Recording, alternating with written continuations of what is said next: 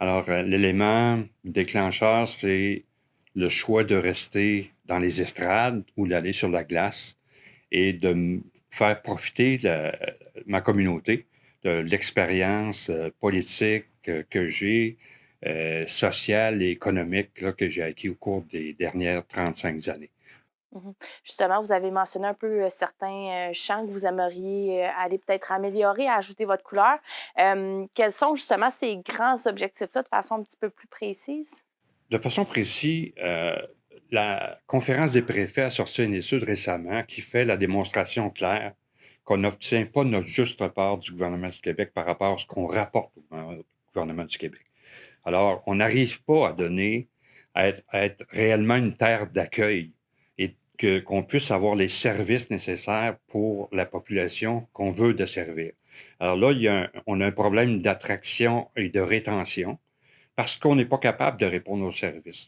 Pour moi, ça va prendre au cours des prochaines années beaucoup de leadership, tant au niveau local que régional, pour aller chercher cette juste part-là qui nous revient. Quels sont les objectifs de projet que vous auriez en tête si jamais vous étiez élu? Ben, en fait, le premier projet que j'ai, c'est d'aller à la rencontre des citoyens et citoyennes de Rwanda et de la ruralité. Ça, je veux d'abord être en mode de consultation, connaître les opinions des citoyens et citoyennes. Et par la suite, en septembre, évidemment, il y aura un lancement de campagne avec un plan de campagne et avec des engagements qui sont précis. Mmh.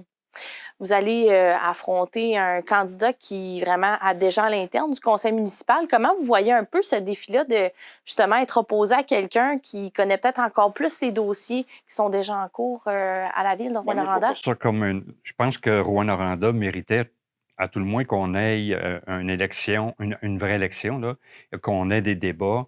Et moi, je vais apporter ma propre couleur. Et Sébastien Côté va apporter sa propre couleur. Et les citoyens et citoyennes de Rouen-Noranda auront un choix. Je vais offrir aux citoyens et citoyennes de Rouen-Noranda ce que j'ai, moi, comme bagage d'expérience. Et Sébastien offrira ce qu'il a comme bagage d'expérience avec un avantage, évidemment, de connaître les dossiers à fond parce qu'il était là au cours des dernières années. Évidemment, moi, je n'avais pas d'expérience non plus comme député de Rouyn-Noranda-Témiscamingue. C'était mon premier mandat et je pense avoir laissé une assez bonne marque pour que les gens puissent m'interpeller maintenant pour que je me présente comme maire de Rouyn-Noranda. Puis qu'est-ce que vous pensez justement de cette expérience-là comme député de 2012 à 2014? Ça peut vous aider dans une course, comme celle que vous allez, commencer à l'automne? Je pense que ça peut m'aider dans la course, mais je pense que ça peut m'aider après la course, lorsqu'il y aura une élection, si je suis choisi comme maire, parce que j'ai un réseau de contacts, parce que je connais bien l'appareil gouvernemental et que je fais finalement de la politique et du développement économique depuis 35 ans et depuis 20 ans ici à Rouyn-Noranda. Puis comment ça s'est passé le processus pour vous? Parce qu'on en a parlé un petit peu avant l'entrevue. Au début, vous étiez pas trop certain, là, de vous lancer dans ce projet-là. C'est comment ça s'est vraiment, présenté à vous, cette opportunité-là? En fait, le frein que j'avais, c'est que je suis d'abord un père et avant de devenir maire, je voulais m'assurer de pouvoir jouer mon rôle de père. Ça a été la première étape. Et par la suite, m'assurer que j'avais des appuis suffisants pour me lancer dans cette aventure-là.